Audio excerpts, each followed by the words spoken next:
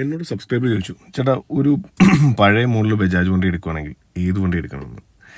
എനിക്ക് അതിനൊറ്റ ഉത്തരവേ ഉള്ളൂ. നിങ്ങളൊരു 2010, 2011, 12, 13, 14 ആ റേഞ്ച് ഒരു ബജാജ് വണ്ടി എടുക്കുകയാണെങ്കിൽ നിങ്ങൾക്ക് ഏറ്റവും സൂപ്പർ ബെറ്റ് എന്ന് പറഞ്ഞാൽ പൾസർ 150 ആണ്.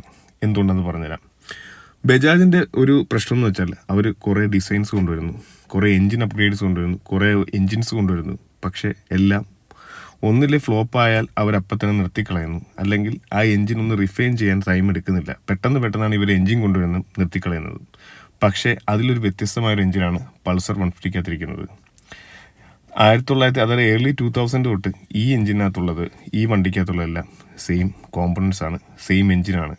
അത് അവർ റിഫൈൻ ചെയ്ത് കാലാകാലമാക്കി കൊണ്ടുവന്നതുകൊണ്ട് ഇപ്പോഴും പൾസർ 150 നമുക്ക് ബജാജിൻ്റെ പഴയ വണ്ടികൾ, ഞാൻ NS ഒന്നുമല്ല പറയുന്നത്, ബജാജിൻ്റെ പഴയ വണ്ടികളിൽ കണ്ണും പൂട്ടിയെടുക്കാൻ പറ്റിയൊരു വണ്ടിയാണ് പൾസർ 150.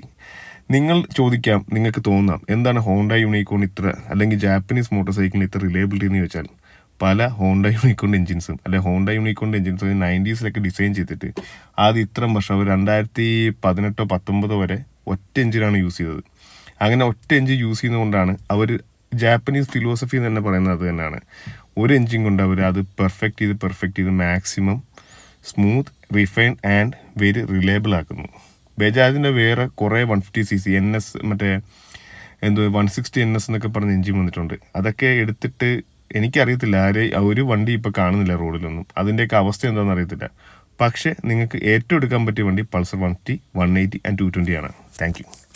ഞാൻ നേരത്തെ പറഞ്ഞ പോലെ ഈ എഞ്ചിനുകളെല്ലാം ഓൾമോസ്റ്റ് പെർഫെക്റ്റഡ് ആണ്, കംപ്ലയിൻസ് ഇല്ലാതെ പെർഫെക്റ്റ് ആണ്. ഈ ആദ്യം മോഡൽസൊക്കെ എടുക്കുമ്പോൾ ചിലപ്പോൾ പണി കിട്ടും.